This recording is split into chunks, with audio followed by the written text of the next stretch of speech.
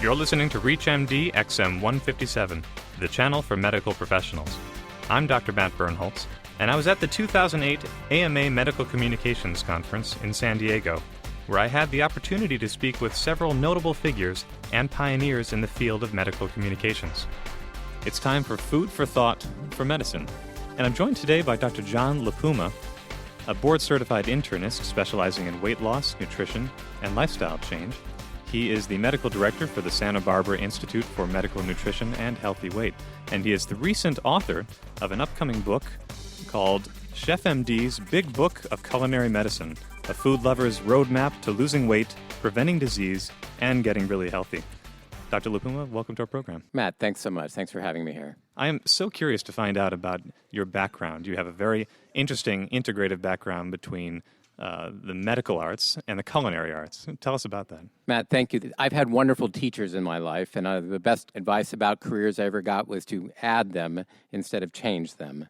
So I was privileged to go to Baylor College of Medicine in Houston and train in Los Angeles, and then do a fellowship in medical ethics at the University of Chicago, and practice for 8 years in medical ethics and internal medicine. When I decided, having gained 30 pounds and not being able to give good advice to my patients, that I ought to learn more about healthy food. So I took a break and went to cooking school for a year and wrote a book and went back to medical practice to try to put together healthy eating and good health. And where did you go to culinary school?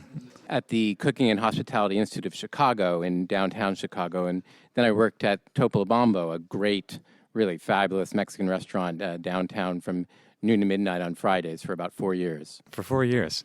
While integrating back into your practice, or completely exclusively in the culinary area? No, I practiced medicine about half-time during that time, and then in addition did some cooking and continued to write and speak, and actually worked on a couple of books that your listeners may have heard of, The Real Age Diet and Cooking the Real Age Way, which I co-authored with Mike Roizen, a great anesthesiologist and critical care medicine specialist now at the Cleveland Clinic. What was the purpose of that book? What were you impressing upon your readers? In the Real Age series, we tried hard to assemble the data for people who read the book to show that you can actually find the difference between your biological age and your birthday age. So your biological age, or your real age, is the age of your body, its physiology, its anatomy, how your body has handled aging as you've developed. Your birthday age, of course, everybody knows, and what we really want is a younger biological or real age. And we show people in the Real Age Diet food that we think can make you younger as you eat it, and in the cookbook, give 80 recipes for doing just that. Let's shift gears a little bit and talk about your background a little bit again. What was the level of difficulty, would you say, in making the transition from a medical career to a culinary career and then back to a medical career? Did you find that it was something that was very natural to do, or was there a lot of red tape for you in terms of making that change? Well, I continued to practice medicine during the time I went to culinary school and the time that I worked in the restaurant. So it was actually an addition. I found the two actually supportive of one another. That is, I learned a lot in practicing medicine that was actually quite helpful in a restaurant kitchen and in culinary school, from the ability to ask good questions and notice details to trying to research areas of interest that popped up in the kitchen, and even occasionally suture a little bit when things got out of control. And so the two really integrate very well.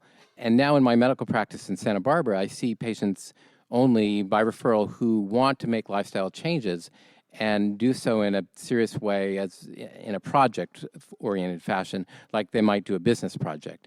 And that actually brings together food that can work like medicine, as well as the idea that we're measuring cholesterol levels and blood pressure and glycohemoglobin and CRPs and looking at gout symptoms and asthma symptoms in a careful, empiric way, and using food and recipes that people really enjoy and actually taste way better than they thought it would. Let's talk about that concept of food working medicinally. Do you find that is more a matter of choice of foods or quantity or both? I don't know the answer to that, Matt. I don't know if it's simply quantity. or choice of foods, because the best evidence that is emerging is in eating patterns.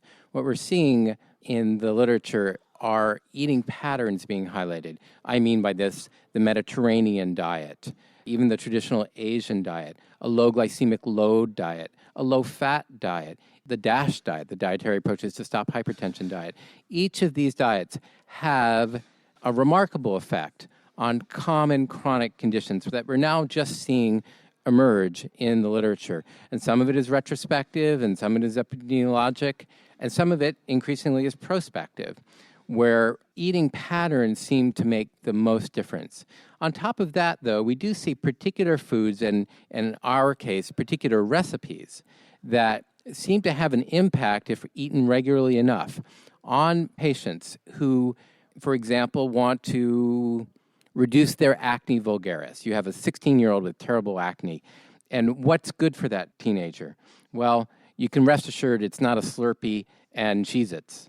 But, of course, high glycemic load foods like that exacerbate acne vulgaris, and low glycemic load foods and low glycemic load recipes, like, for example, my cedar planked salmon with mango avocado salsa featured in the book, well, that recipe is actually good for acne vulgaris because it is so low glycemic, and because it supplies essential omega-3 fatty acids that many kids just don't get. That's fascinating. Well, if you're just joining us, you're listening to ReachMD XM157, the channel for medical professionals. I'm your host, Dr. Matt Birnholz, and I'm joined today by Dr. John Puma, an internist specializing in weight loss, nutrition, and lifestyle change, and director of the Santa Barbara Institute for Medical Nutrition and Healthy Weight. He's also the author of ChefMD's Big Book of Culinary Medicine, A Food Lover's Roadmap to Losing Weight, Preventing Disease, and Getting Really Healthy. Dr. Puma, I'm really curious to follow up on some of these concepts you've just been sharing with us. What is some of the research, the evidence-based medicine behind indicating specific foods that are healthy or medicinal for specific disease states? Matt, in the research for this book, we reviewed 3,000 peer-reviewed studies in the medical literature, the scientific literature, even the agricultural literature, and believe it or not, there's a culinary literature that looks at how foods work in the body. And this, some of it is laboratory-based, some of it is animal-based, and some of it is in actual clinical studies. We tried to select only those trials that were done in people. And as you know, too often one finding occurs in the laboratory and it's suddenly on the nightly news. We tried to look at only clinical studies, and preferably those studies that were prospective, but we included retrospective studies as well. I list in the book about 40 pages of references that are scientific, that is just a selection of the scientific references that we used. And it really is such a fast-changing field that we find it very difficult to keep up, but find also that there's enough of a base, of an evidence base, that we can say some helpful things about acne, about ADHD, for example, hyperactivity, about heart disease, certainly, about lowering cholesterol, about an optimal diet for diabetics and for pre-diabetics. And actually, I cover 40 different conditions in this book, just as a starting point, not the last word by any means, but just as a starting point for people who want a roadmap and still really love food. This doesn't need to be hard, and people make it harder than it needs to be. Good, healthy food is delicious by its nature, and just knowing a couple of cooking tricks and a couple of eating out tricks makes all the difference. And I spent 320 pages doing it, and I really am eager for people to dive into this and to share with them this great food and this great lose pounds, not flavor philosophy. Well, I hate to disclose too much from your book or give anything away, but what are some of those tricks that you might recommend just as a teaser, if you will? Oh, I got plenty. Actually, there's a wonderful study that showed that you can absorb 7 times as much lutein from a spinach salad if you add a quarter of an avocado. Now, why is that? Well, it's because lutein is a carotenoid. It is, by nature, fat-soluble.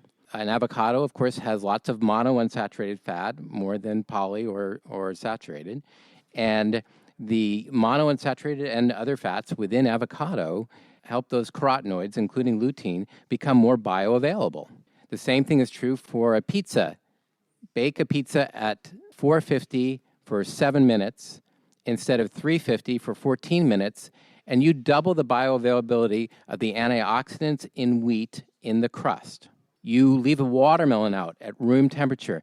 Eat the watermelon at room temperature instead of ice cold. The lycopene in watermelon is much more bioavailable. You absorb more than if it's ice cold, one after another. And the same thing is true for lots and lots of foods. And I think bioavailability is kind of a secret that I'm hoping to give to everyone as a way of actually getting more from your food. You can absorb more of the good things and leave some of the bad things behind just by combining foods a little bit. I'm still stuck on the idea that pizza might in some way actually be good for you. You bet. You can't live in Chicago as long as I did and not think pizza's good for you.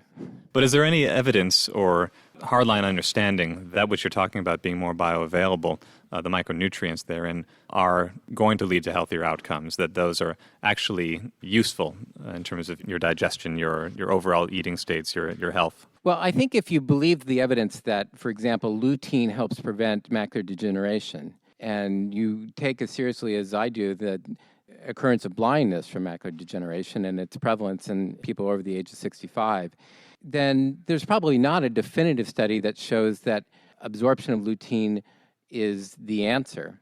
I think it's probably only one component, and frankly, there are probably many more components in an avocado, in a spinach salad, in peppers that are important phytonutrients that work together, and lutein is simply the one that we've identified as having great activity and being stored in the macula and filtering blue light to take away harmful rays. However, we have to start somewhere, and giving people a little bit of knowledge and a little bit of something good they can do for themselves that makes themselves feel good, tells them, look, it doesn't matter so much what you did yesterday. It doesn't matter what you did last night. Start today. Just start today. Do this one thing, and you can start to make a huge difference in your life. And it's amazing what power that has. People know that they're not supposed to eat McDonald's food. They know they're not supposed to eat fast food that's bad for you. What they don't know is something that's good for themselves. And we as physicians, I think, have a responsibility to offer good food as well as good advice. And if we just point people in that right direction, that's all they'll need. That's all they'll need. They can make tomorrow better than today. Well, Dr. Puma, thanks so much for your time. Thank you, Matt. You've been listening to ReachMD XM 157, highlighting the 2008 AMA Medical Communications Conference in San Diego. For questions and comments, or to access our library of interview podcasts, log on to reachmd.com and register with the promo code RADIO. Thanks so much for listening.